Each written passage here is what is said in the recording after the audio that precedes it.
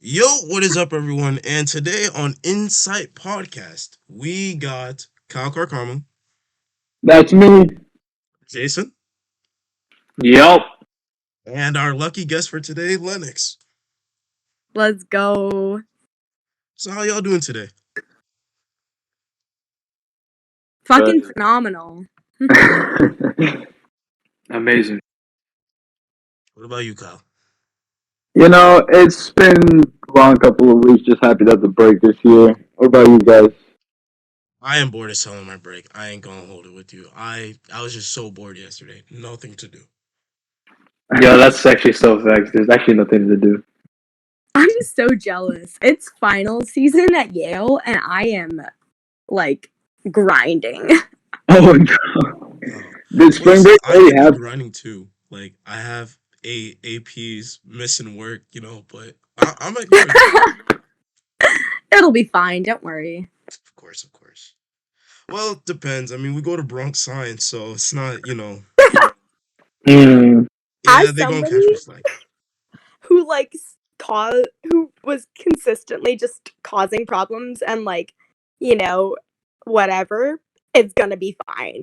Bronx science. I got into Yale. Don't worry too much. Well, speaking of Bronx Science, you mind telling us about your time at Yale? Not your time at Yale. Fuck, your time at Bronx Science. What was that like? Um, Terrible to be quite frank. I like very early on, I was targeted as you know somebody that the dean's office really came after. My first experience with them was when one of my friends, his backpack went missing because he, like a dumbass, left it in the cafeteria. No hate to you if you're listening to this, love you, but you were dumb for that. And they accused me of stealing it, and then Vena Lukesis. I'm gonna drop this name only because Lukesis was one of the main like aggressors in my experience. Um, she was like, and I quote, "I don't know how you were raised. I know it must be difficult growing up in a low income community. And I don't know what your parents taught you, but you can't steal from people you had problems with." Mind you, there was no evidence that this backpack was stolen. There was another person who was asked to look after this backpack. He was like, she didn't take it. The person himself was like, she didn't take it. And Lucas looked at all of us and was like, "You're all lying." But then the backpack was found, and she looked at me with just hatred in her eyes. And she was like, "If this was found without a wallet, you're going to be in a lot of trouble." And I was like, "Girl, I have been in your office the entire time." Um, so that's what started it. And then for the next 4 years, I was in the dean's office, at least once every 2 weeks over some supposed offense. But if you look at my record, there's nothing on it because I didn't actually do anything. They just decided that I was a problem, and a lot of it was racially motivated because a lot of the rhetoric they used against me was hate against Latinas, and I'm not Latina. I'm Black and Asian, so kind of miscalculated the racism. But that's how I would describe my Bronx science experience. That is quite terrible. I will not lie. That is quite terrible. I don't think I ever had anything like that bad as I'm going right now. I mean, all of us are juniors. Kyle and Jason included. Uh, Let me see. Uh, I've been to the dean's office. Oh, okay. So I got a nice story. So the IDs, right? Back in freshman year, I I guess I had this it was an inside joke. So I work out, I got a big chest, I guess. And because I have a very big chest, you know, used to be called the titty inspector.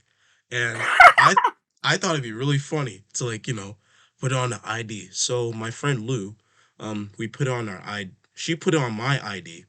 She carved it into the ID, and then I think we went in Sharpie over it this year. Yeah. And what's it called? It was really good. Like, you whip it out, official certification, and what's it called?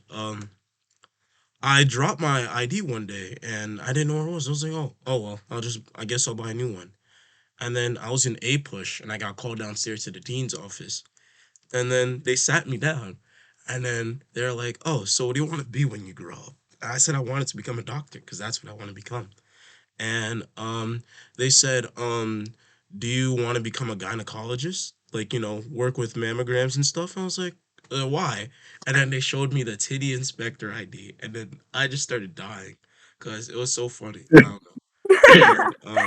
And yeah, they didn't let me get it back, but they gave me a new ID. They still have my ID, but yeah, Bronx Science Core as fuck. of course, for sure.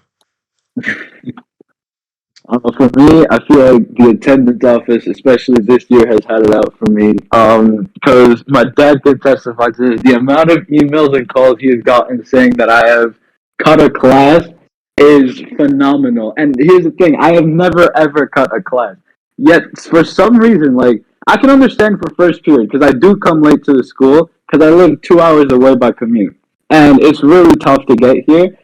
But there have been other classes where I was like accidentally marked absent, and then I clear the cut, and yet they still want me to go to detention. Mhm. Which, frankly, to this day, I don't understand why. Like last week, I got an email saying that I need to attend detention, and I responded saying like no because I already cleared the form, and the director of the whole like detention system even said that I didn't need to go. So I don't know. I just feel like communication in the attendance office is really like not working this year because there's been emails that have like been sent that are heavily delayed, which like really messes things up. Yeah, I also I've had many bad experiences with the attendance office because I have a uterus and as such every month I suffer. And I am somebody who experiences really bad cramps. So I would show up late to class every, maybe 1 or 2 days every month. And eventually they were like, you should just see a doctor. We're not going to clear your cuts. And I was like, guys, I went to a doctor. She just said suffer. Like, you know, this, and also mind you, it was women telling me this, and I was like, I expect a little bit of sympathy for the menstruation pain from a fellow woman, but well, whatever. The attendance office, not my favorite people. Maybe that menopause kicking in. I don't know, Mm. but but I don't know. Like Buckley, I don't know. She had it out for me in like freshman year. I literally cannot explain it. Like I don't know. She was always on my ass, but yeah. You got any experience Buckley with hates Buckley? people of color. That's just a known fact. Like Buckley does not like people of color. Like literally my white friends have swiped up or responded to my Buckley slash attendance office question and been like, I know for a fact the only reason I had relatively good experiences with Buckley was because I'm white. And everyone who's talking about how mean Buckley or the other attendance people were to them were people of color. So not gonna call her racist because, but she's racist. Uh, Good term, Wait, good okay. term. Let me know if it's just me, but have you guys also received the emails from her where it says like "Hi, insert name here," and then it's dot dot dot? Yes. Sometimes, yeah. Like I don't know why they have to do that because it feels like they're gonna give you some really bad news and then you keep reading it and it's just the most simplest thing like yes or like no or we received the email thank you. Yeah, no, they drag it. Well, I don't Yeah. look at my Bronx Science email for the better or worse. Oh my god, talk about that. I have about 922 emails right now, just stacked up. I'm That's never gonna What do look you at use them. for insane. colleges? Or Google Classroom. Yeah. Yo, fuck Google Classroom. Nah, I Google also Classroom use works. What are you talking about? Okay. Okay, it's not a bad site for submitting work, but I just I hated when I was at Bronx Science during like COVID. I would just keep getting Google Classroom notifications being like, "Oh, you missed this assignment. You missed this." I was like, "Calm down, bro. It's not that deep. It's my senior spring. I don't care." Like, Yeah, How was how was it that is like? annoying. What happened? How was your senior spring like during COVID? Like I'm interested. honestly, it wasn't bad, mainly because I have a dog. Um, and I just spent a lot of time playing with her. And at the time, both of my siblings ended up staying in our apartment, even though they're both like grown and like moved out. Because they wanted to see our parents, but they didn't feel comfortable living with other people, like, and seeing our parents because both of my parents are pretty old, high risk on with multiple like pre-existing medical conditions. So it was a lot of family time. For me personally, it was very much a relief because I had the very unique Bronx Science experience of it's not even a Bronx Science experience. This is just me, but like my ex-boyfriend who was like, a little off the hinges was like trying to murder me. And the only reason it stopped was because of COVID. So it was like the first time I felt safe in years. So I was enjoying it. Didn't really do any work, but Bronx Science actually, one of the only good things they did was they instated a rule where your GPA or whatever, your grades in a class couldn't drop more than 2 points from what they were beforehand. So my grades didn't really suffer. It was very relaxing. It was just the first time in like 3 years that I could just relax and just be there. But that's not a Bronx Science issue. That's a his name issue. Your boyfriend's ex-boyfriend's issue, yeah. Yeah. So, tell me, what was like the transition like from Bronx Science to Yale? Um, First of all, I feel like the academics were much more manageable at Yale. Part of that is obviously because when you go to college, you get to choose your own classes, choose your own schedule, etc. But like even within my own classes, like the amount of work that we were expected to do was significantly less than that I was expected to do at Bronx Science. And I feel like that's telling in and of itself the fact that like an Ivy League college has less expectations of like work and just like less, you know, fewer things you have to do than our high school. It's like we were overworked. Mm. That is very true. I feel like especially this year now that we're back, everybody for some reason just really all the teachers are loving like having to give so much work. And here's the funny part, which I mean it's funny, but it's not surprising. They don't grade it. Like they Classic. do not grade the work that we do well or put effort into, and then like say we miss an assignment by like 1 hour, they immediately put it down as a zero. That's true. Yeah. They're very punitive with grades. Also, one thing I found really interesting is that like, over quarantine, they're so about like mental health and shit. And like the minute we go back to school, it's like, oh, what the fuck was that? Back to grades. True, but Your boy. also when they're acting like they're about mental health, that's a lie. One of the submissions I got to my guidance question was about how Nasser, like one of like the main guidance goons, and Nasser is the person in guidance who has the most power administratively and just generally.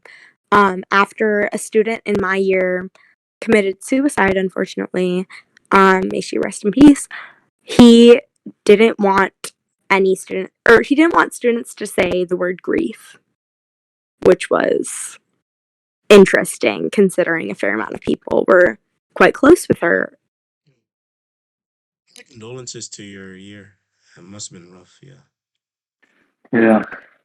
Talking about Mr. Nasser, I definitely have a very unfortunate story about Mr. Nasser. Well, it's not too Oh, unfortunate, but so just a few weeks ago, I don't want to say her name, but a friend got called into his office, and I don't want to say what it was, the situation, but he definitely made the situation a lot more worse than it needed to be because he didn't believe what my friend was saying at all whatsoever, and he sort of forced her to make him want to hear what he wanted to hear. And I also got dragged into it because I was supposed to be like a support friend. I was waiting for her outside when her because we were gonna hang out, and then she got called into his office, and I just sat there, but I heard Mr. Nasser like sort of yell at her, and it definitely didn't make me pleased. But after she came out, I saw her crying, and I just don't have the same view on Mr. Nasser anymore. Mm. that is so fair. I mean, like, I think Bronx Science guidance is one of the biggest problems that exists at that school because it's like, there are a handful of good guidance counselors, and the rest will like actively try to push you towards suicide.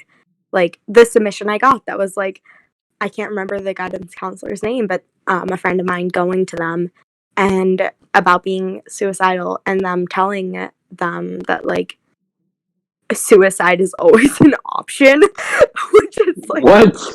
I I know, remember seeing that on your story. That was just so off-putting. I know. It's like, and mind you, this was, to the best of my knowledge, post the girl in my grade killing herself. So it's like What the hell? they want us to die. They want us to either go to an Ivy League or a top 40 school or die. There's no in between. Suicide should never be an option. What the fuck? Right? There's just some people who should not have teacher-like positions in our school. For example, Mr. May. I did hear a lot of stories about May and his predatory behavior. Really disgusting.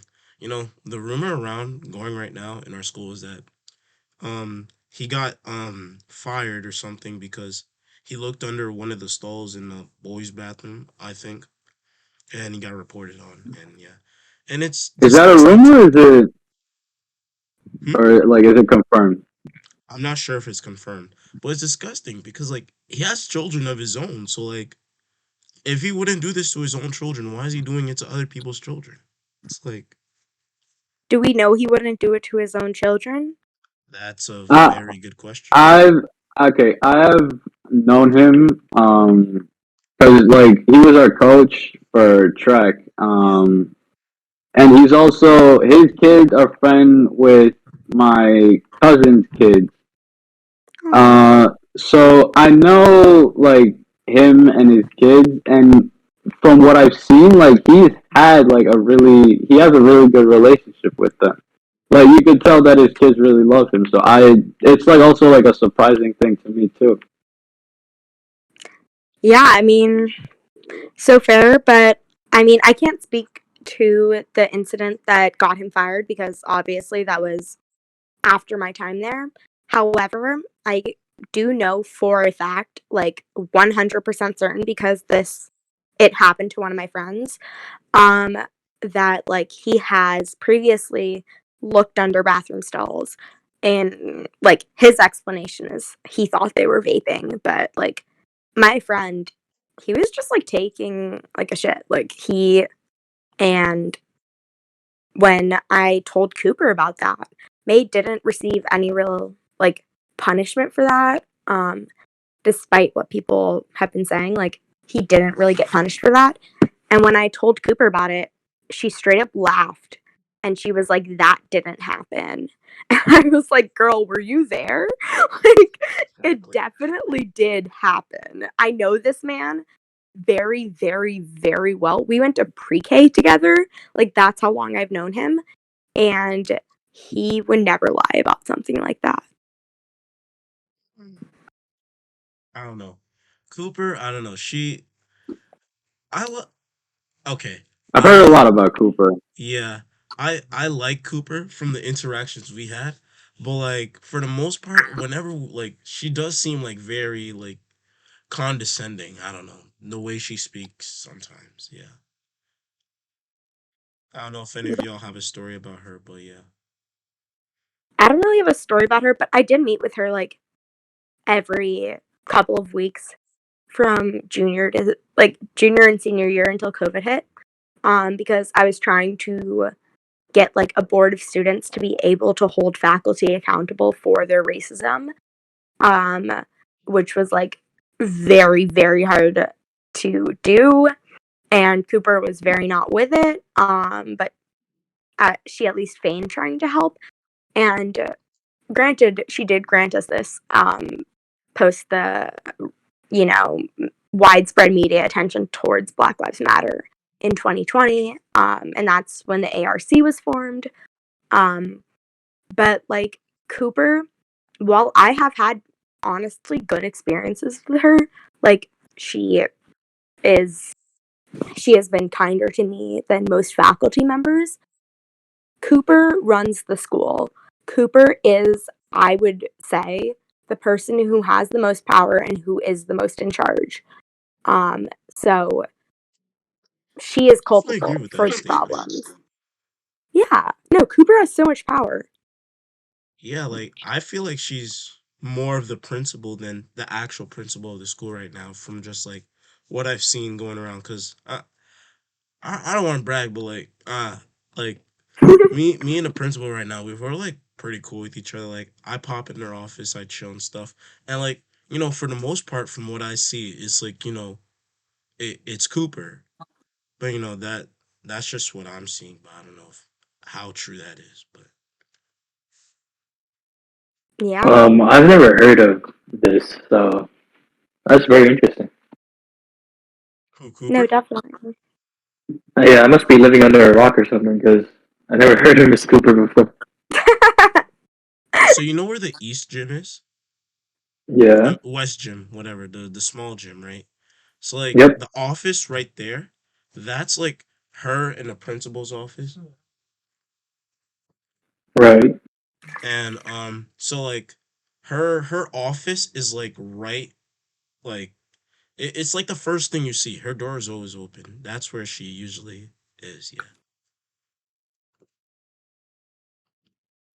Wait, what is her honestly, a little standing office. on the education department? Like, is she a teacher? Like, what is she? She's an assistant principal. Oh, okay. I'm pretty sure she used to be a teacher. I honestly don't remember what department she was in. Um, but yeah, she is like the main assistant principal right now. Yeah. Speaking of principals, what was Donahue like? Cause like as a freshman, she was just like a fucking folk tale. Cause no one ever seen her. Well, I barely ever seen her. So what was she That's a like? fact. Such a good question. So first of all, nobody ever saw her. She was like an absolute ghost.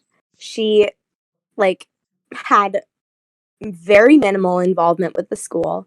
Um if you saw her, it was because you were getting like suspended or another reason that you got sent to the principal's office. And like you guys know, the main like the first step and the main step is usually to send people to the dean's office.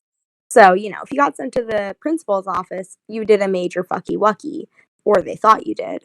Um, but first of all, I feel very confident that Donahue was like embezzling funds from the school.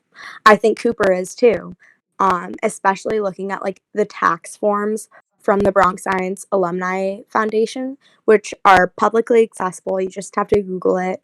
I'm pretty sure it's the 990 forms.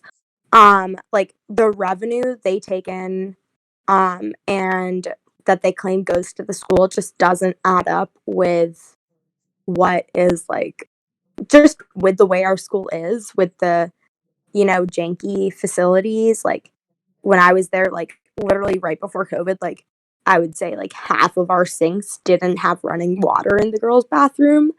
Uh, it was ridiculous. The like lead water fountains, like all this. Um, but beyond that, she was just mean. Like she I she suspended me my freshman year, fun fact. Um and there was no due evidence to suspend me. I had not done anything. Well, I had done many things wrong, but nothing they could prove. My guidance counselor was there. She advocated for me to get suspended. And like Donahue suspended me because in her words, I needed to learn my lesson. And I ended up getting the suspension overturned because I was like, you guys were being racist. I didn't do anything wrong. And if I was white, you would never have done this to me. I know for a fact. And this was like freshman year. So a few notable people in the senior class were still there. And I was like, I know for a fact that XYZ kid got caught with like, you know, a lot of cocaine in his locker and you didn't suspend him. Why would you suspend me? Because I had candy in a bag that was labeled "It's sugar" from the store, "It's sugar," and you said they were edible. Like, yeah, Donahue, honestly, I think she's more incompetent than anything, but she was an active player in the discrimination that happened at the school. Yeah.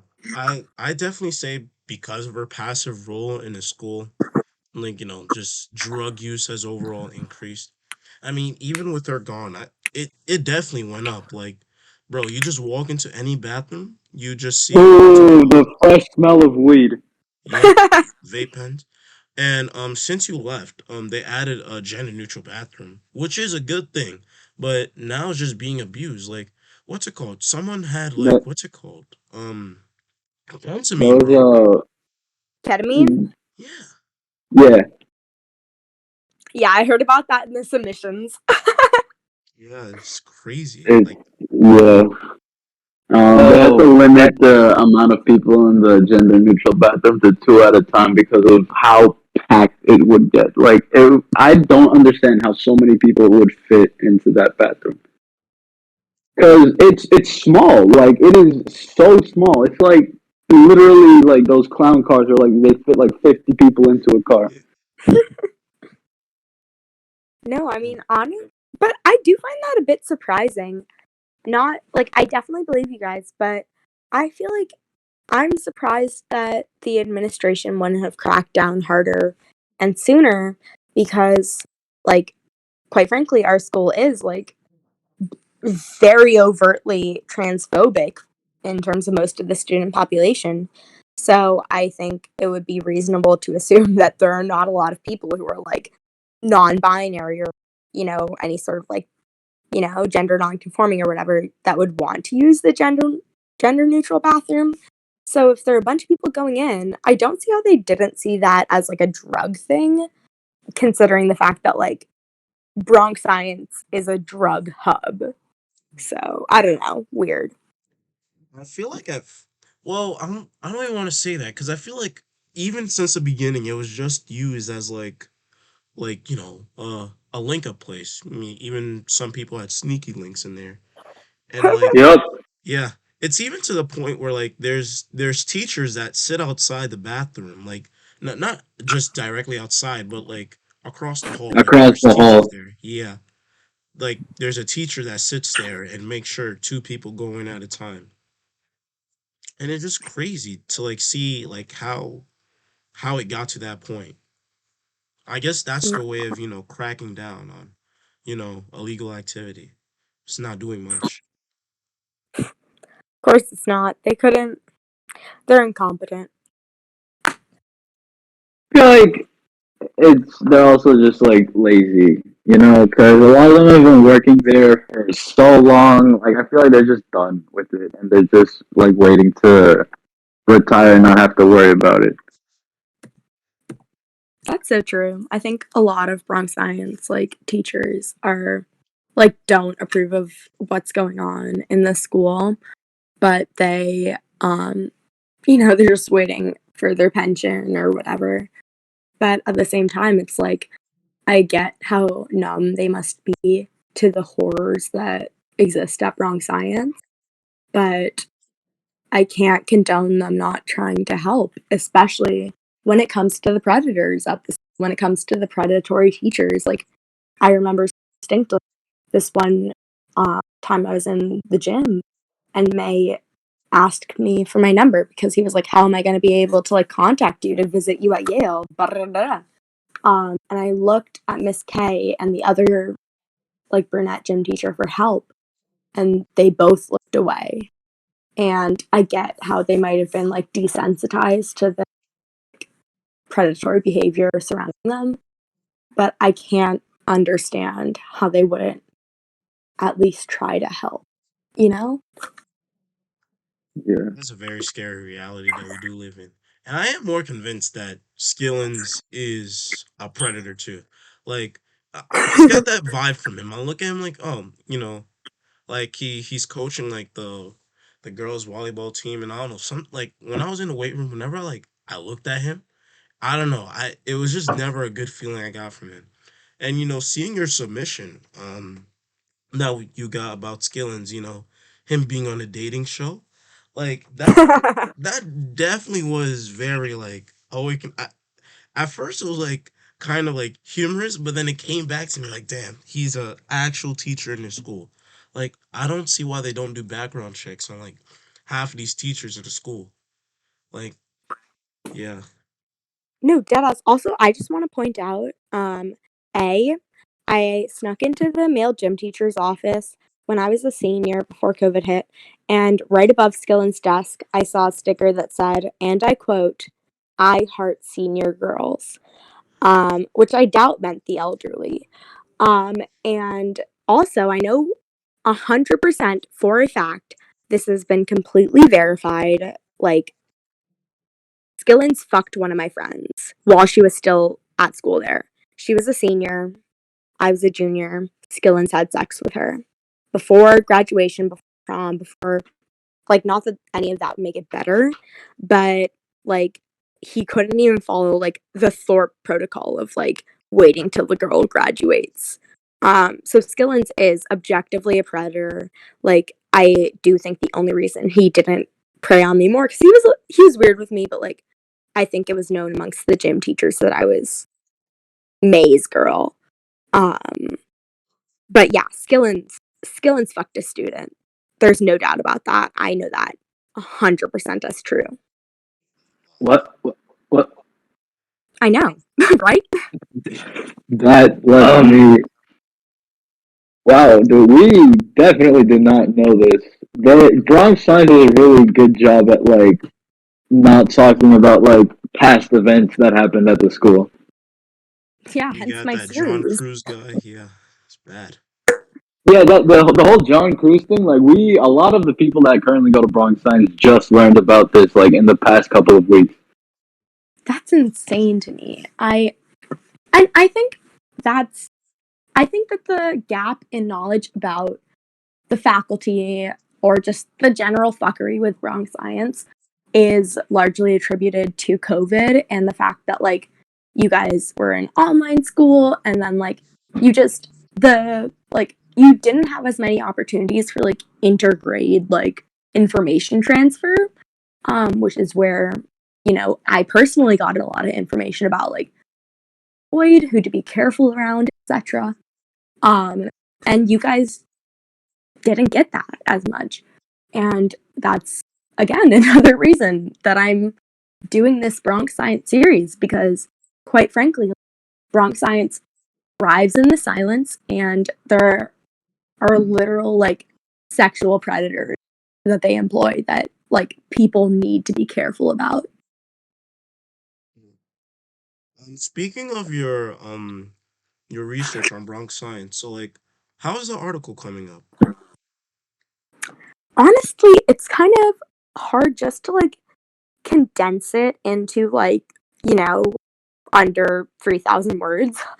um, just because it's there are so many issues at Bronx Science, and it's and there are so many examples that like exemplify these issues. Um, so it's really hard to just like try to get it all in one place, especially because like the specific word limit of like under around 3,000 words is because I do intend on submitting it to the New York Times and their guest opinion whatever thing. Um, and I don't know if they'll post it, but like it's and also just regardless of where this article gets sent or posted, you do need to condense it so it's not like super wordy. And it's been very hard to not like get very wordy about it because there's so much to say about Bronx science. Yeah, one story can't tell it all. Yeah. So back to you mentioned something about Thorpe's rule. What was that? Like, I didn't really catch that. Oh yeah, Thorpe. I'll give this to him. I'm pretty sure he dated the student. He didn't just fuck her, but Thorpe was like immediately after she graduated. Thorpe began a relationship with the student, and when I was there, this was just like commonly known. Like I knew a few people who like the student in question was like their friend. So this is not rumors. This is not conjecture. This is like we have a primary source on this. Um, but like people seem to kind of be like, oh, but she graduated, it's fine. But the older I've gotten, the more I've realized like I'm 20 years old right now, and I could not conceive of dating an 18-year-old. I can't imagine how Thorpe could, you know? I mean, I don't even think you could use the 18-year-old thing as an excuse because I mean, he probably had those thoughts before she even turned 18. The the the fact that she wasn't 18, I don't even think that mattered to him if that was the case. No, literally, he was just covering his ass. Like they do start preying on you before you're 18. They just escalate it once you're above the age of consent. Like May started like preying on me when I was 14 years old. Um, so like he only started escalating it to the point of like propositioning me for sex and whatnot when I was over 17, which is the age of consent in New York. That's just very uh I'm very sorry for you. That must not be very good for your mental health at all. It's scary. Yeah, but also May's just a cowardly little man. Who else would prey on teenage girls? Quite a few people at our school actually. Yeah. Truly. The seniors dating freshmen. No, That's some no. very pedo shit. I can't That convince me yeah, otherwise, yeah. that is happening right now too. Yep. Oh yeah, I don't think that's ever gonna change at Bronx Science I or feel like really anywhere. yeah, and it's like in terms of like look wise and everything, I feel like it's a lot worse now because I don't know if you've seen the freshmen now, but they look like a lot younger, and then the seniors they definitely look substantially older. So like it's just like it looks bad and it looks suspicious too. Yeah. Ugh. Of Uh, well, I don't. I hope you don't mind if we could change topics, but one course. question I got from a poll was what's it called? Um, let me pull it up. I'm sorry. No worries. Let's see. So from Ulysses, he asked, "What do you have to say to people that think our school's culture has changed?" I think that it has changed. In a lot of ways. I mean, obviously I can't speak to it. Because I think the majority of the changes happened post COVID, which is like past when I was there. But I think it's good, From what I've heard, the drug culture has substantially like tamed. I understand that there are still like a lot of drugs there, but like when I was a freshman, like I swear to God, like at least like every few weeks, like there was an ambulance pulling up to school because somebody had OD'd. And I'm really glad to hear that that is not as common. I'm glad to hear that the culture has changed, but I also think that it comes with certain detriments because I like again I say like I think that the intergrade information transfer is incredibly important, especially at Bronx Science where there's so many issues, so many like predators, be it in the faculty or the students that you need to watch out for. So like good on Bronx Science for changing, but they need a lot more change. All right. Next question. So as a group, me, Colin, Jason, we also kind of had this question. So, I remember seeing on your story, you posted something saying like, Yale, don't think I forgot about you too. So that kind of just like it sparked my interest. So, in terms of like community and like just shit that's just going on in both schools, which do you think is worse? I think Bronx Science is worse in terms of what goes on there, and especially given like the young age of the people there, like even if you don't believe it, like every single person at Bronx Science is a child. Like, and the issues affecting them, like it's it's worse, it's more overt, and it's more intense, at least in my experience.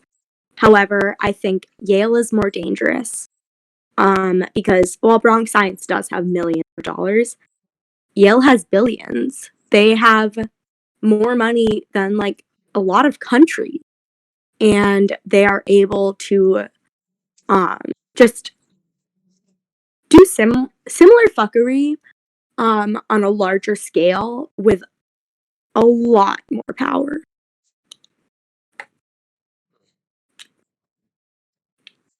That's like scary to think about. To be honest, because like, say you want to like, I don't know, like try to expose them or whatever. Like they obviously they don't want stuff like that getting out. So they'll like do everything they can to make sure that like it doesn't get out.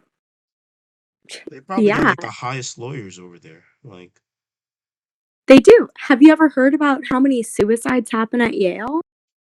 I have not None. actually. Exactly. Exactly. Literally last year, somebody in my grade unfortunately took her life, and there was absolutely no media coverage.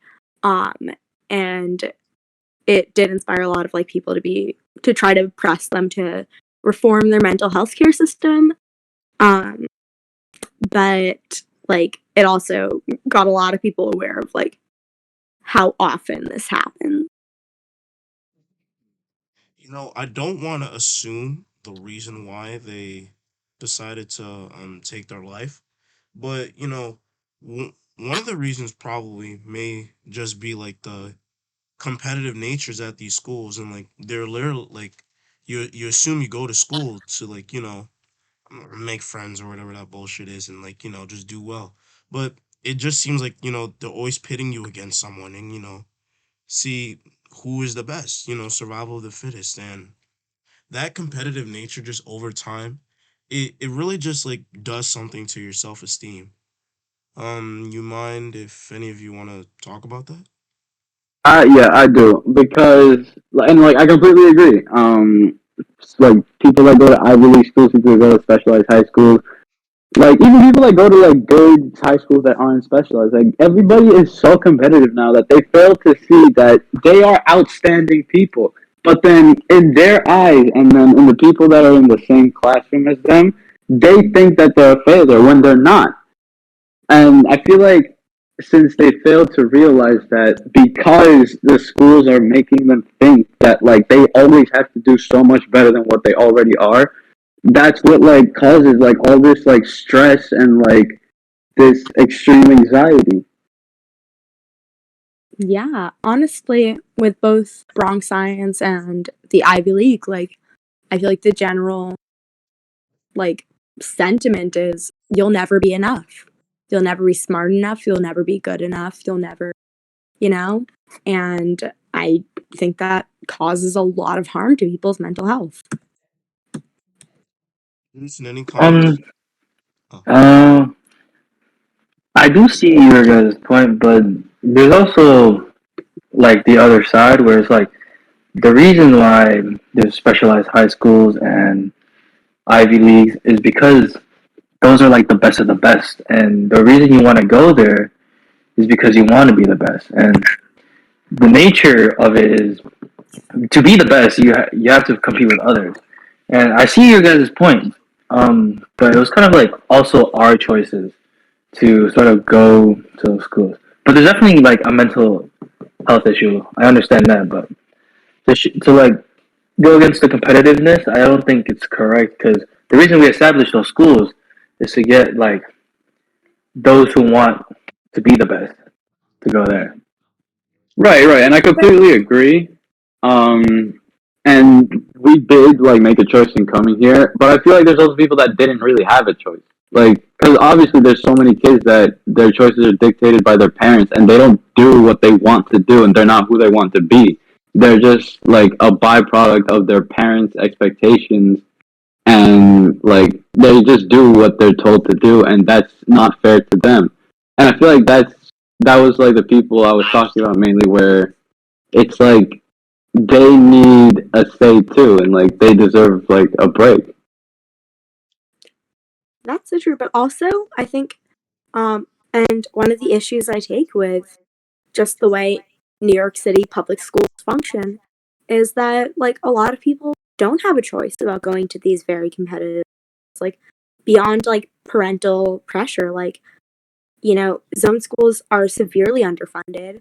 Where if I had gone to my zone school, there's no way in hell I would have gotten into Yale. Not because, like, I didn't deserve it or that I wasn't smart enough or whatever, but just because I didn't have the same resources. And, like, for me, like, going to my zone school, like, just wasn't really an option for me because, like, I knew, like, I would not receive the same, educational opportunities that I would at a specialized high school. And that's another reason that we really need to, call out Bronx Science and make them do better. Because at the end of the day, Bronx Science is one of the best public high schools in our city. And dare I say, in our country. And, like, it's like in like the New York City public school system is so segregated, so underfunded if you're not in the right school. And for a lot of people, specialized high school is the only option they have to go to a high school that will, offer them the academic opportunities that they need to thrive. I want Wow. to touch. Okay. Oh no, Jason, go.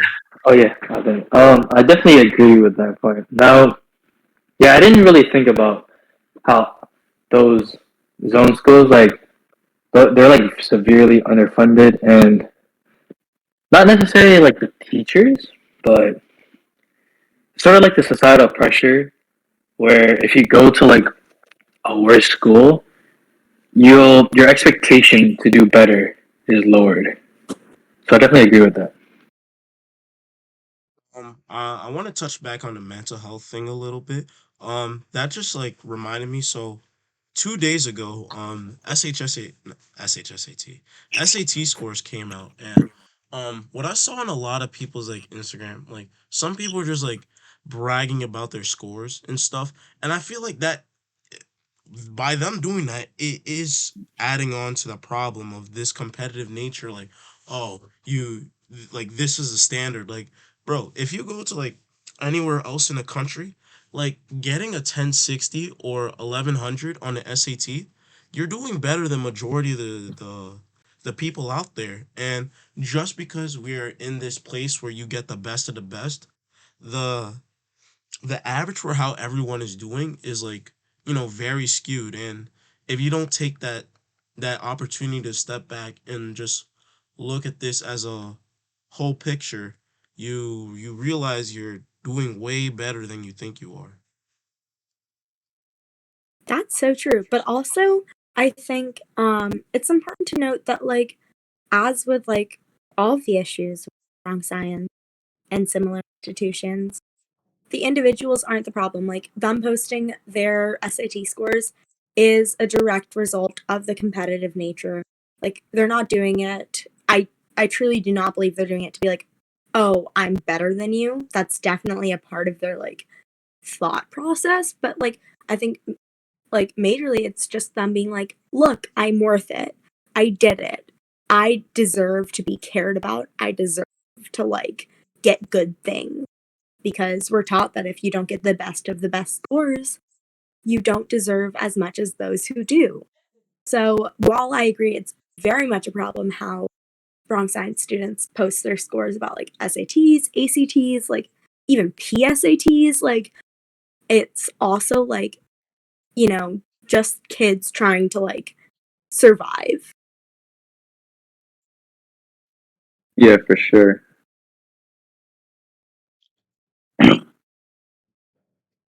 Oh, I'm sorry, I have to step out real quick. Let's see.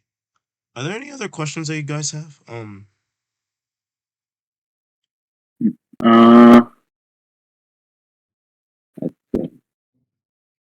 I have one. So, while at your time in Bronx Science, right? How did you like survive? Because right now, because as a student right now, as a junior year, I'm finding like really hard to have inspiration in anything. Because my motivation to do good in school is just gradually going down. So, how did That's you survive? that is so fair. In terms of like keeping up my academics, I was really just hyper focused on this idea of like going to Yale and then it would be better and then I wouldn't have to deal with this. But in terms of how I survived on the day to day, and this is absolutely not something I condone nor recommend, it was drugs that kept me alive. I was on hard drugs for like, it wasn't necessarily hard drugs for the entire time, but like I was on pills for the entire time that I was at Bronx Science. I truly do think that were I not on pills, I would have killed myself. Um, so while I don't condone pills or just drug abuse in general, that's not good. It has caused lasting damage to my body that I've had to grapple with since getting sober, and my like body is very much not in good health, and I really cannot stress enough how it is not a good idea. And if there's anything else you can do that instead of drugs. Um, but at the same time, like I I know for a fact that the like doing pills saved my life. I would have died. I would have killed myself. Um, so while I do not condone drug use, I do not think it's a good move. It was not. It really hurt me a lot. And put me in a lot of position. Um, I do think that it is okay to do whatever you have to survive and to stay alive, because at the end of the day, your loved ones would a high you to a dead you, and you can always get sober. You can't get back to life. Um, so I'm sorry, I don't really have a good answer to that, because my real answer is drugs. That's how I survived, and that's also why I'm trying to like destigmatize the druggies. Because like these aren't bad people. These aren't like El Chapo. Like these aren't like they're not like the bad actors in the drug world that you think of them as, or not you specifically, but that people think. They're just fucked up kids, and they're just trying to survive. And the community that I had with them was incredibly accepting and loving, and like I could not have gone through Bronx Science without them. Um, Wow, thank you for sharing. yeah. So, no to drugs, but yes to sex. Sex is so better than Well, drugs. Get some bitches. it's Ooh, no hard out here. bitches. It's, it's not Debate that kids be hard. like, Just nice with the ladies. Damn. Man, Hmm. yes. Sorry, That sis. that came out of the blue. Not kidding.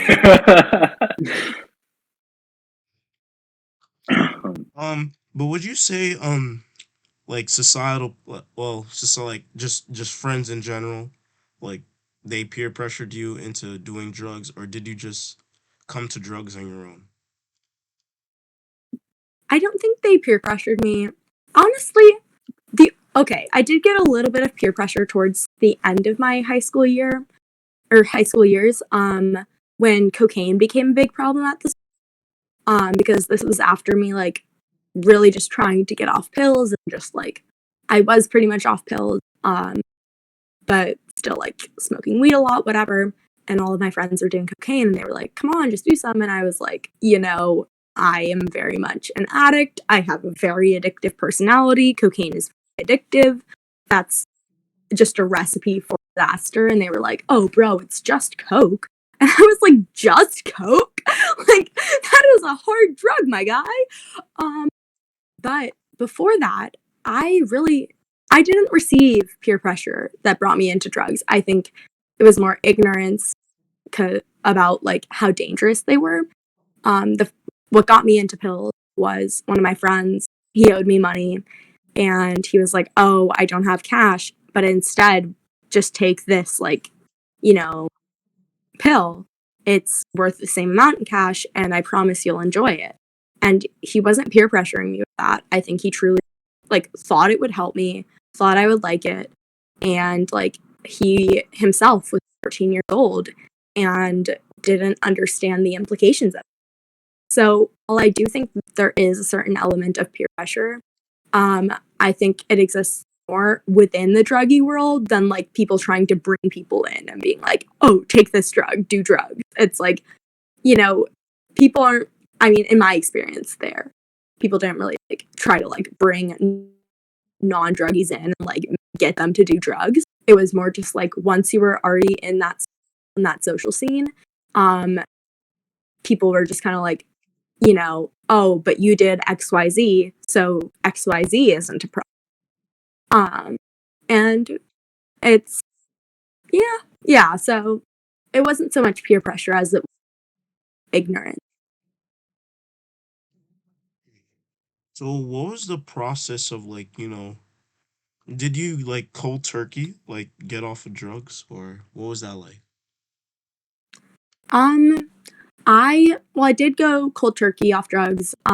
When I got like boarded by this guy who was mad that I wouldn't have sex with him for doing drugs to the deans. I was brought to my pediatrician. She confirmed that there were like Xans and like weed in my system, but she said it was like consistent with my bullshit to my parents because she's the goat. Because it's like, oh well, somebody gave me a Xan while I was crying to calm me down, and I ate candy and I didn't realize an edible. We were alone. She was like, "Girl, you are doing way too many drugs," and I was like, "Girl, I know." Um, but so after that, I was forced to go cold turkey. I spent about a week over break. Don't even remember which break it was, just in my bed, like going through withdrawals, which was a very bad move on my parents' part. Like, all respect to them, they didn't know. But going, and also, this is something that should be known. Benzodiazepine withdrawals, i.e., like Xanax, Klonopin, etc., and alcohol withdrawals can kill you. They are the only two withdrawals that can kill you. Heroin withdrawal cannot kill you. Cocaine withdrawal cannot kill you, but those can. Um, and I thank God every day that I didn't die. Um, but then after that, I went back to doing drugs on the regular. And the only reason I stopped was when I got into Yale because I was like, oh, I have something to lose now. And so after that, I slowly like tapered myself off drugs, because I understood that like with like just going cold turkey would just lead to another relapse. So if anybody who is listening is struggling with a drug problem, just slowly decrease the amount that you take every day or even every week or even every month, whatever works for you. and eventually you will be able to get off it. I am proof of that. Yeah. Um. Also, side question. I remember. You texted me. What's it called? Um. Greg Doucette. How do you know about him? I'm just curious. Yeah. Hmm? Greg Doucette. Wait, wait. Oh, our boy. Oh, Greg Doucette? Oh Yes. no. Okay. So do y'all know Eric the Electric? Yeah. Yeah. Yeah. No. Who that? Okay, so I fell down such a rabbit hole where I just loved him. Like, I don't know, there's just his energy. Like, he's, I don't know, he made me happy. And then I got like a suggested video of like Greg Doucette, and I was like, no, what are you saying? like, like, I don't disagree with everything he says, but I don't agree with everything he says. But I love the way he says it. like, Yeah. yeah, so that's how I found him. Just YouTube recommended. Yeah. People say he sounds like the parrot from Aladdin. I definitely agree. That's so funny.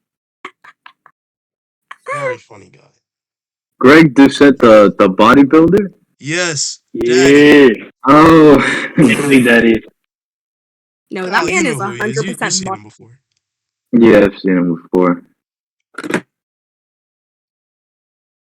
Okay. Let me see if I could get one last question. I have a question. Okay, okay. What was your experience like with the work and like teachers like giving all this work and then they're being like really unfair about it? Were they unfair about it? Like, did they care if you were okay? Did they first ask, like, listen, do you need time? Or did they just, like, right off the bat, like, here, you have, like, 5 projects, I'll do by next week? I think, okay, well, a few teachers, such as like Mr. Comet, um, and like others, he's just the main name that's coming to mind. Oh, Dr. LaGrassa too. Were very like um understanding, very much like when I needed time, they would let me take the time. They weren't super strict about deadlines. But for the rest of and another just general Bronx science problem, I think, is that every single teacher expects you to dedicate like all of your time to their class and their work.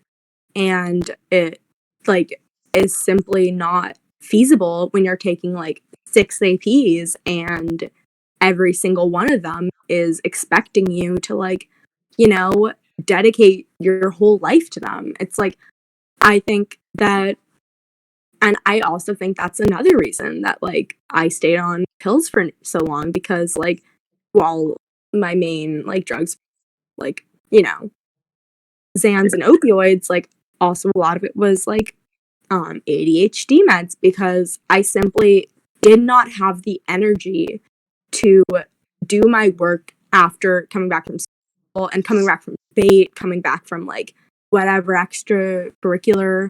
Um, and I knew for a fact that like, or I didn't know for a fact, but I truly believed that like I had to do my work or I was going to fail that class and I would never get into a good college.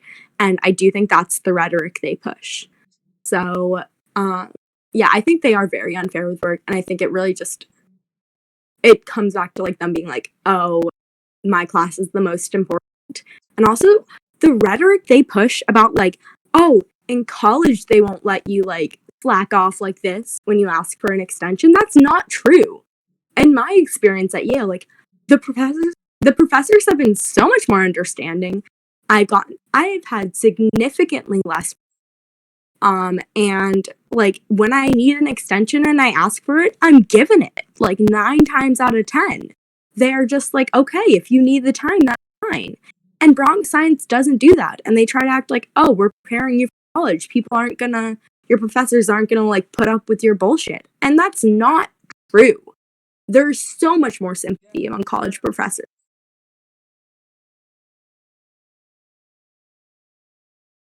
I feel like the reason why, like, Bronx Science does that, like, don't get me wrong, like, it is that, and it's wrong. I feel like in their mind, they're trying to make college easy. Because that's what when I was in middle school and I went to the open houses of like high schools and stuff, and I came here and then at Townsend Harris, I heard the same thing too. They said they wanted to actively make it difficult for students to like manage work and stuff, so that when they went to college, they would say like, "Oh, high school was a lot harder than this." Which, like, I understand, but then at the same time, like, we're literally still kids. Like, by doing that, you're taking away the little years of fun that we're allowed to have. No, that's so true. And I do think that that probably is their rationale. But, like, at the end of the day, like, when you're at Bronx Science, you're a kid. And you're also a kid going through, like, some of the hardest times of your life outside of Bronx Science, just because being a teenager, being, like, 14 or 13 to 18 or 17, like, it is so hard. Like, the emotions, the hormones, the puberty of it all, it's a lot. And I think that, you know what, maybe I would be more on board with that if they were able to provide adequate mental health care. But they simply don't, because they just don't have enough guidance counselors to treat over 3 students. And they also, like, don't, like, among the guidance counselors, like, 50% of them will, like, actively push you towards suicide. So, I don't I definitely think that the school on their part, they should just get better social workers overall. Um actually recently in our school, well, in my classroom, they sent out a note to the parents because someone in that room that we're in, someone left a note saying that they were gonna kill themselves on a certain date. And that like brought up great concern. And then my teacher in that classroom, he was like, you should go reach out to like what's it called, you know, social workers, and just like the social workers in the school and such like that. And like it really just made me think like how how good are they? Because like I just felt like maybe if they're good as they say they were, like they would have like cracked down, like like why, like I just feel like as wrong science students, like we should all like what's like what's it called, like be mandated to go see our guidance counselor. Because I don't know if it's just me, but like I rarely ever meet with my guidance counselor. My guidance counselor never reaches out to me, like nothing. Like I'd have to go to her to stuff, and I don't even do that. So yeah. Yeah, no, somebody, I actually got multiple submissions about that specific, like, note, and, like, just about how Wrong Science didn't handle that the best that they could have. But I just, I don't know. I think that, like, oh, sorry, I totally lost my train of thought. A car drove by and anyway, continue. Okay, I'd like to add on to like the guidance or lack thereof. They okay.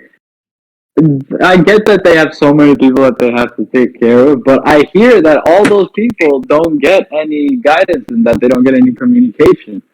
And there are like people that I've talked to that they say that their guidance counselor is amazing, and I'm glad that they have like really good guidance counselors. But like my case, for example, um, Sam and Jason like know about this, but like I lost like almost my entire family like growing up, and like I watched it happen, and I've only received a meeting from my guidance counselor once about this. And this it was this year. It was this week actually, well, last week. And I don't know. I just feel like for people that have like been going through a lot and that are currently going through a lot, I feel like they should be doing more. They definitely should. Also, I'm so sorry about that. That sounds rough as fuck, homie. Um, I wish you a very healing. But no, but also like um a lot of the responses I got regarding guidance that I'm still trying to sift through because I got like over 100 responses and like it's a lot. um, but a lot of it, a lot of people were like, oh yeah, I told them about like being sexually assaulted and they blamed me. Or like, let's talk about how you could have acted to prevent that. Or you deserved it because you dress like a hooker. Like, all these things. And also like other responses about how guidance has absolutely no sympathy when you lose a loved one. When I was a sophomore, my best friend like killed herself, and so I took a few days off school to attend her funeral and memorial service, and they just immediately expected me to like get back and do full force work. The only faculty member who acknowledged how hard the situation was for me was Mr. Comet. Um, and like they just were so unsympathetic, even though like I had just like in the past week I had experienced a major loss. Um so yeah, I feel like guidance problems are really just a lack of sympathy and empathy for the people they care for. And I truly don't understand how you could become a guidance counselor with that little empathy for people. Hmm. Side note, shout out to Mr. Elia. Really good Yeah. counselor. I don't Yep, have him, but yep. like I seen him, like what he does, and I hear a lot of good things about him. So shout out to Yeah, him. me too. Oh my god, I have him as a guidance counselor. Although he doesn't reach out much, I really appreciate how down to earth he is and how like he gives good advice to us. So shout out to him. Thank God. Yeah, That's no, I cool. have received so many things about like Elliot, I think. And I've not received a single thing that was negative about him, which is very rare for this series. And he's just he seems like he has good vibes. I dare say we fuck with Elia. Oh We my fuck god, with when him. I we fuck with him so hard. Oh my god. I don't know if Fisher is part of guidance, but she does like the college shit. Just worst person ever. Mm. Should just not have a position in school. Like the amount of stories that I heard from my friends about when they go to a college meeting, and Fisher is just like ripping them apart, just tossing them around like a rag doll, saying that like, oh, you won't go to this place, you'll never get anywhere in life. Oh, like you think you're gonna go to that college? That's funny. Like you can do that, but you can be like so much nicer about it. That is so. Ellen Fisher was my college counselor, and like okay, not to grade drop, but I'm gonna just to give you context on how ridiculous this statement was. But like, truly, do not compare yourself to me. I know many people with very different grades and scores that got into Yale too. Bronx Science lies to you. You do not have to have a 1600 and a 100-point GPA like to get into schools. But Fisher told me that like all of the SUNYs were a reach for me when I had a 96 GPA and a 1560 SAT score. And like repeatedly just told me I wouldn't get in anywhere. And every time I left her office, I was crying.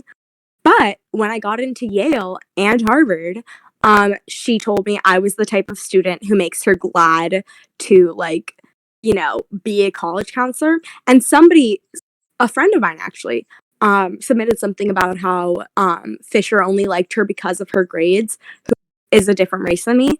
And like I had higher grades than her. Like no hate on her, we're both at Yale now. Like and grades quite frankly do not matter. But I was just like, why would you tell her? And she also told another one of my friends who was like, one of those popular rich white girls that she could get into Johns Hopkins when she had taken a year off of school for like medical reasons and her GPA was like I think it was like in the 70s and she was like you can get into Hopkins but she told me I couldn't even get into Bing.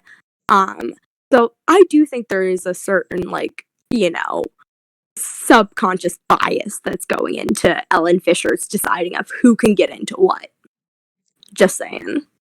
Yeah. Like the school, I feel like the school only acknowledges you as a person only when you know get like the best of the best, like outside of school. Like, oh, we got you here, no one else. Like, bitch, I did like 90% of the work. You were just on my ass, dragging me down. So Period.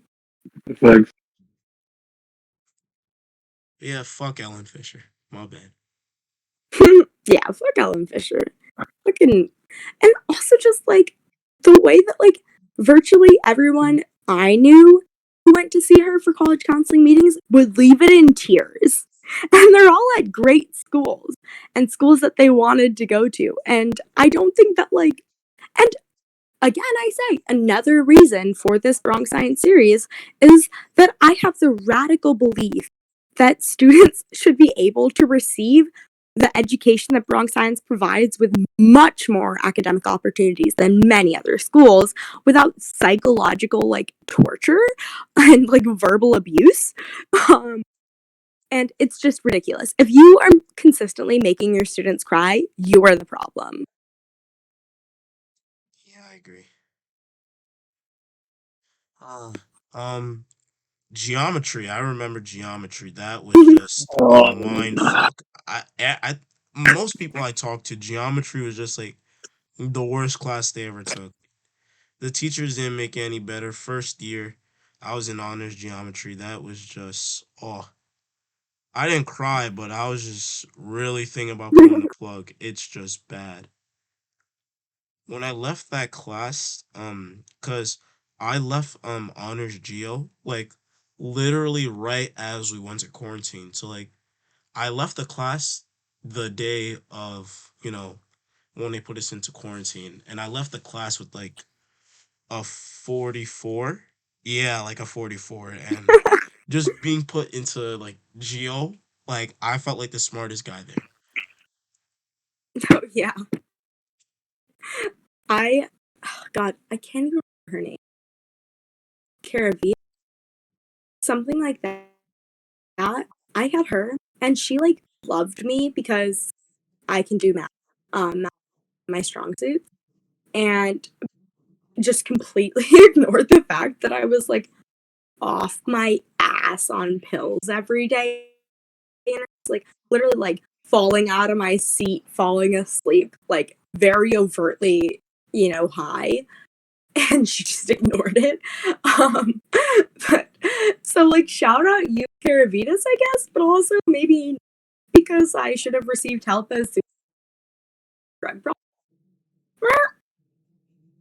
But also all the geometry teachers, like not all of them, but most of them are ass. Just Can you saying. repeat that? Sorry, you kind of like cut out. Oh no, no worries.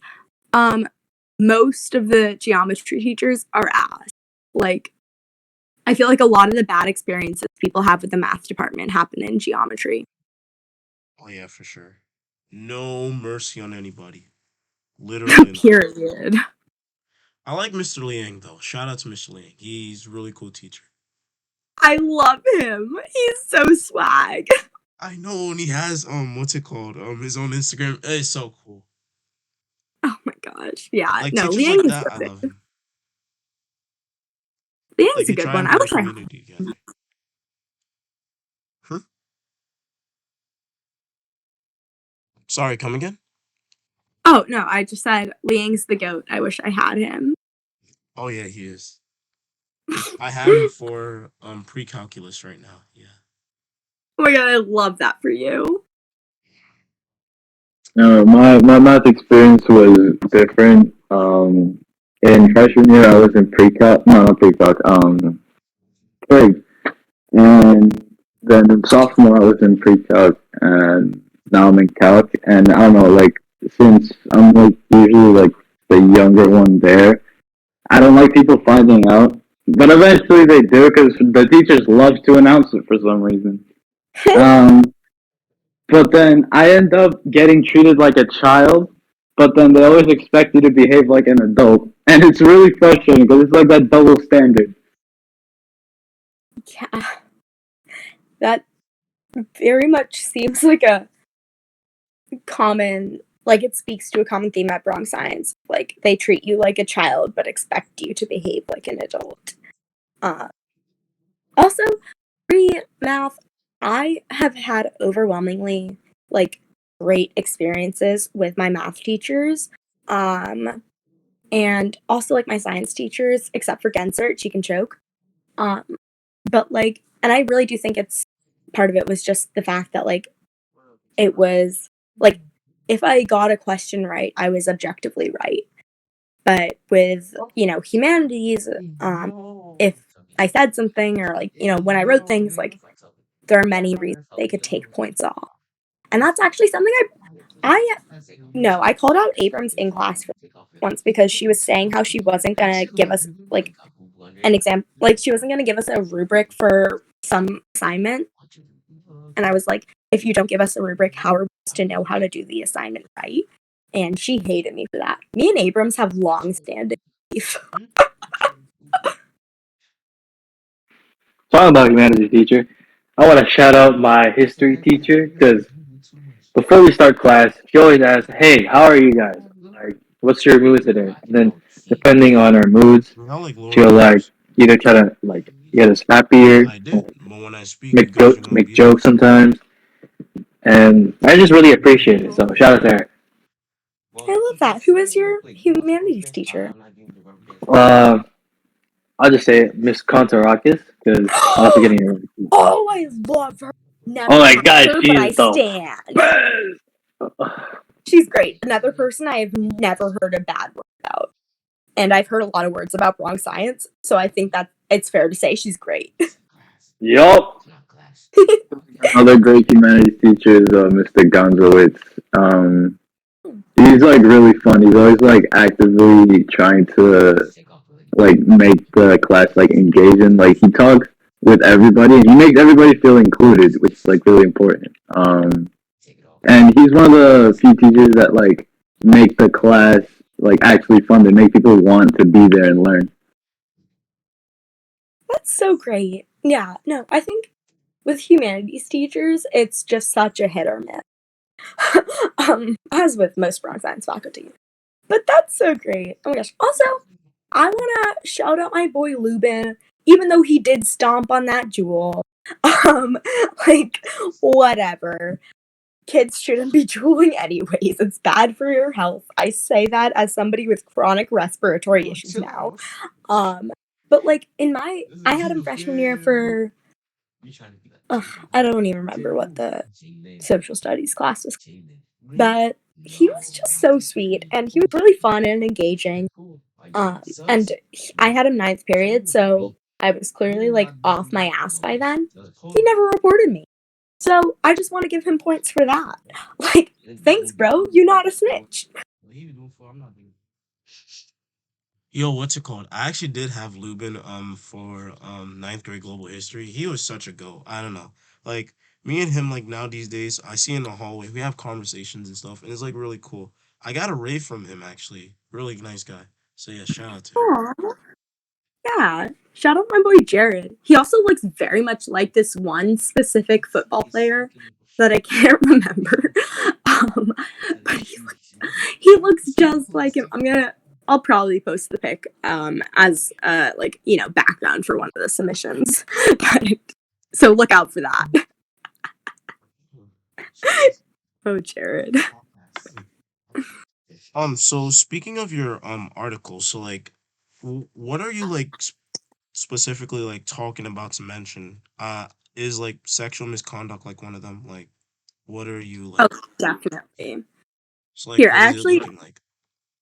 so the main issues I'm trying to cover are racism, obviously, the like predatory faculty and students, and the culture of sexual assault that is so normalized.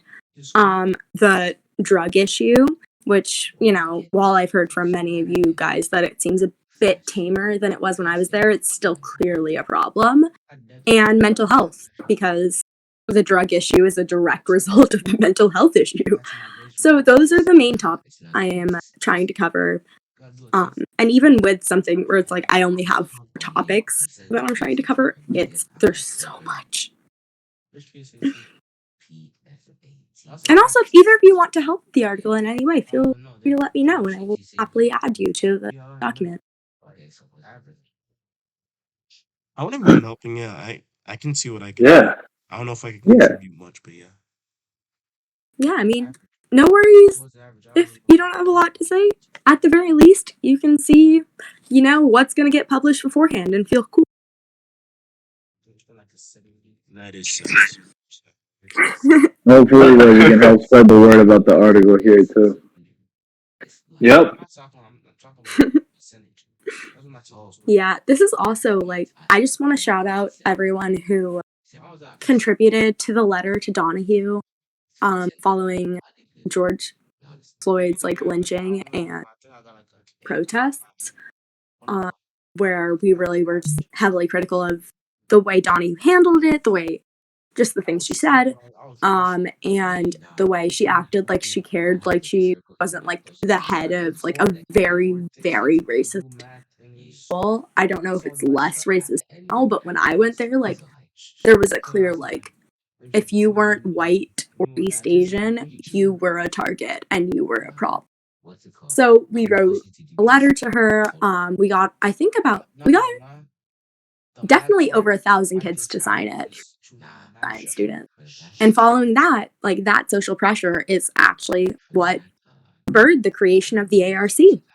So, I just want to give a shout out to everyone who contributed to that because, working with them on that really did inspire this, deciding to like write an article and all that stuff because truly Bronx science will never change or do better unless you put social pressure on.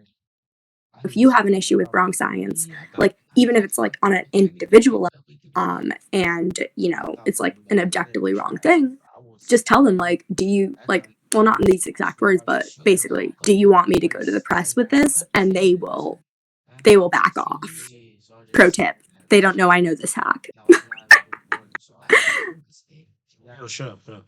No, yeah, Um, and I feel like the students now are definitely like banding together a lot more in terms of like bringing awareness to stuff. Like we have the ARC, we have like the SDC, and then the Sexual Assault Prevention Board. Like they've done like a really good job at like spreading that information that not a lot of people like know.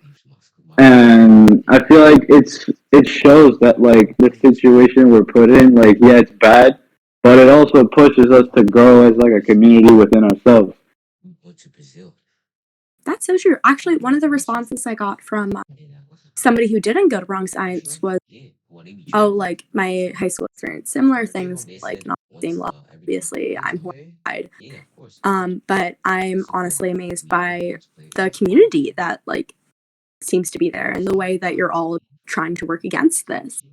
So shout out Bronx Science for that. You know what? We y'all both suffering, but we suffering together. but y'all mad loud. Yes, but when I speak, y'all mad loud. So shut up. Leave. Go. Okay, I am gonna have to go at like 5. So do you guys have any more questions you want to ask?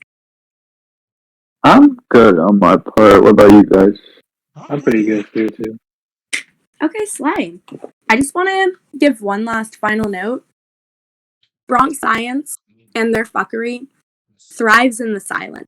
They thrive in every individual who has a bad experience, believing that they are the only one who is having that bad experience and that they're crazy. You're not crazy. And honestly, the main motivation for this is to highlight how we're all going through the same issues, albeit in different ways. And regardless of how you feel about your peers there, I'm sure there are people like, I'm sure you definitely like have people you have beef with, but we are strongest together. And when we band together, they simply can't take us. We are thousands of people and we deserve better. So just don't don't keep quiet. Talk your shit, talk it loud and proud, and make it impossible for Bronx Science to hide in the shadows because that is the way that they were able to continue doing this fuckery for so long. Like I have people from like class of 2015 talking to me about how they've done the same, like they did the same shit then.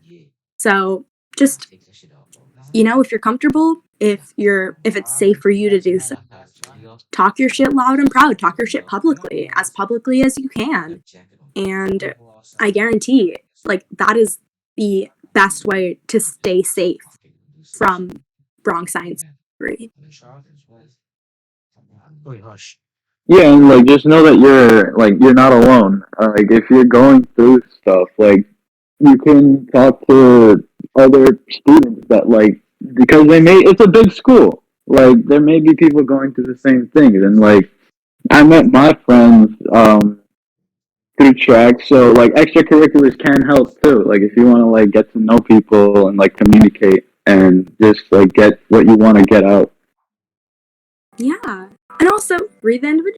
Just like one last point, but like another thing I think that was especially true at my time during science, can't speak to any other time, was it seemed like my peers blamed these issues on like individuals and acted like it was an individual level, like, oh well they're just a druggie, oh well they're just a hoe, da and it is like, while individual experiences vary greatly, at the end of the day these are widespread problems and you are not alone, and you are very likely not the only person experiencing that type of issue.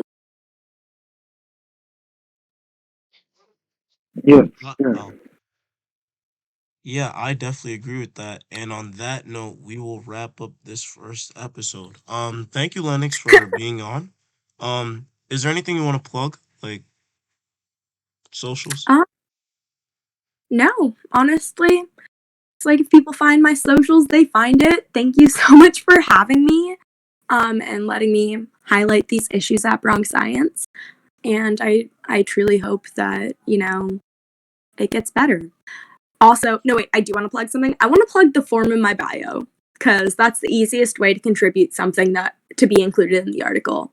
And while I get like hundreds of responses every day, I have under like 48 responses to that. It doesn't have to be long. You don't have to share your name. And at the end of the form, there's a link to the video of Skillen's dating video. So it's fun, I promise. So yeah, if you want that Easter egg, you should go look for that her channel. Not channel. Fuck. Her Instagram. I'll just plug it there. But anything else you want to say, Jason, Kyle? No, Just I'm thank you good. for having us. Just thank you Hope for you all coming. have a good break. We will see you in the next, you will hear from us in the next podcast. See you Yep. next time. Peace out.